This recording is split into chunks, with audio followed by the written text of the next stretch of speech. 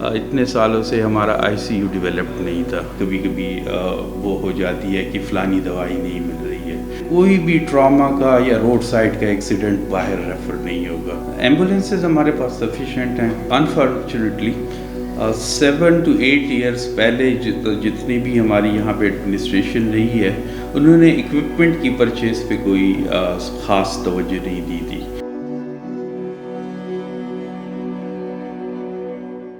یہاں پہ انفارچونیٹلی اتنے سالوں سے ہمارا آئی سی یو ڈیولپڈ نہیں تھا، جس میں سے اسٹیٹ آف آرٹ جو اکوپمنٹ کی ضرورت ہوتی ہے، ventilator, BiPAP machine, oxygen concentrators, اور اسی طریقے سے سکشن مشین، اور جو اس کے ساتھ ان کا جو کنسرنڈ جو وہ ہے ایکسپرٹیز ہے وہ یہاں پہ اویلیبل نہیں تھی. ہمارے پاس ڈی آئی خان میں کوئی بھی وینٹیلیٹر، ایک وینٹیلیٹر تھا پہلے جو 8-9 سال پہلے خریدا گیا تھا. ہم نے ایک تارو پروگرام وہ کیا اور یہاں پہ جو مفتی محمود کی آئی سی یو ہے اس کو ڈیولپ کیا.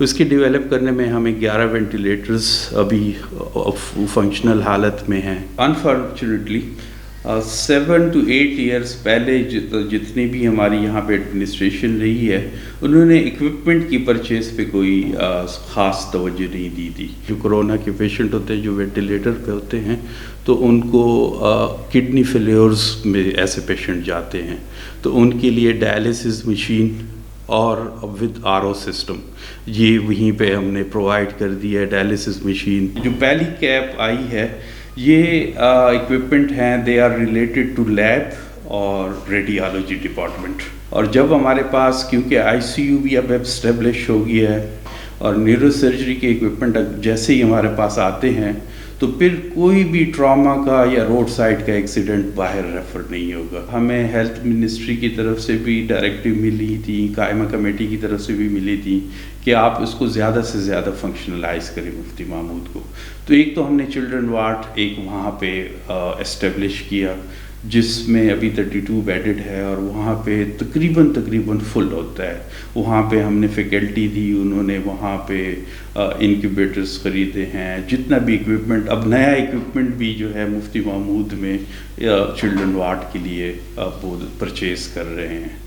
تو ایک تو یہ ہو گیا. دوسرا یہ ہے کہ باقی بھی ڈپارٹمنٹس ہم نے وہاں پہ بھیجے ہیں جس میں سے اسکن ہو گیا ہے، سائکیٹری ہو گئی ہے، اس کے علاوہ یورولوجی ڈپارٹمنٹ ہم نے وہاں پہ بھیجا ہے، فیشیو میگزلری ڈپارٹمنٹ کو ادھر شفٹ کیا ہے، گیسٹرونٹرولوجی کو ادھر شفٹ کیا ہے، اس کے علاوہ آرتھوپیڈک کو وہاں پہ آگومنٹ کیا ہے. تو یہاں پہ ڈی ایچ کیو میں کچھ وارڈز ہمارے خالی ہوئے ہیں. تو ہمارا نیکسٹ وہ یہی ہے کہ جتنے بھی ہمارے خالی وارڈز ہیں ان میں سے 1-2 ہم چلڈرن کو اور دے دیجیے. تو یہاں پہ بھی اس کی وجہ سے چلڈرن کا جو انفلکس ہے اور یہاں پہ جو ریشیو ہے پر بیڈ وہ پیشنٹ کی کم ہو جائے گی. تو امید ہے اس سے ہیلپ ملے گی. زنانہ ہاسپٹل گائنی وارڈز جو ہیں ان کی ریہیبلیٹیشن کی ہیں اور نئے بہترین گائنی وارڈز یہاں پہ جو ایک تو کمپلیٹ ہو گئی ہے، دوسری کی فنیشنگ باقی ہے. تو وہ انشاءاللہ اس کی وجہ سے جو ہے یہاں پہ جو فیسلٹیز ہوں گی وہ امپروو ہوں گی. جی ایک لیبر روم میں ابھی جو ہم نے اکوپمنٹ خریدے ہیں ان میں سے لیبر روم کے ریلیٹڈ کئی وہ ہیں، بیڈز ہیں، اسپیشلائز بیڈز ہیں، اسپیشلائز ٹیبلز ہیں، لیبر ٹیبلز. اور اس کے علاوہ جو ہے ہم نے جو مانیٹرز خریدے ہیں وہ لیبر روم میں دیے ہیں. اس کے علاوہ جو الٹرا ساؤنڈ ہے ایک اب ہمارا لیبر روم کے لیے 24 آورز ڈیووٹڈ الٹرا ساؤنڈ ہوگا جس میں جو بھی پیشنٹ آتا ہے ان کی جو ہے اس بچے کی جو پوزیشننگ ہے یا جو پلیسنٹا کی پوزیشننگ ہے وہ ایٹ اے اسپاٹ جو ہے وہ معلوم ہوگی. اور اس کے علاوہ وہاں کا جو او ٹی ہے اس کو ہم جو ہے امپروو کر رہے ہیں. وہاں کی لائٹنگ، وہاں کے لیے اکوپمنٹ، وہاں کے لیے مشینیں جو ہیں وہ پرچیز میں ہیں. جی تو انشاءاللہ ہوپ فلی وہ بھی آپ کو ود ان منتھ اور 2 جو ہے چینج ہاسپٹل نظر آئے گا. جی ایمبولینسز ہمارے پاس سفیشینٹ ہیں. ہمارے ڈی ایچ کیو مفتی محمود ٹوٹل جو ہیں وہ مور دین 12 ایمبولینسز ہیں. ایسے تو ہمارے پاس 16 ہیں لیکن 4 ابھی فی الحال ورکنگ حالت میں نہیں ہیں.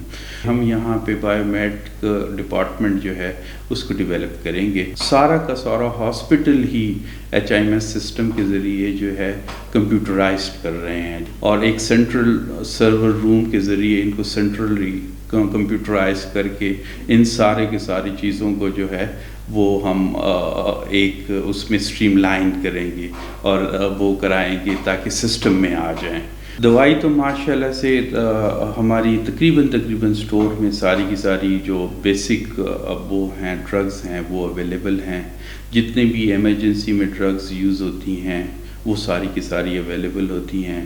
ان سپلائی میں کیونکہ جیسے میں نے ابھی کہا کیونکہ ہمارا اسٹور بھی کمپیوٹرائز نہیں تھا تو اس وجہ سے یہ ہکفس آتی رہتی ہیں بعض اوقات بعض چیزوں کی, کیونکہ وہ ان کی یوٹیلائزیشن زیادہ ہوتی ہے اور ان کے نظر سے نہیں گزر جاتا ہے تو ان کی شارٹیج ہو جاتی ہے.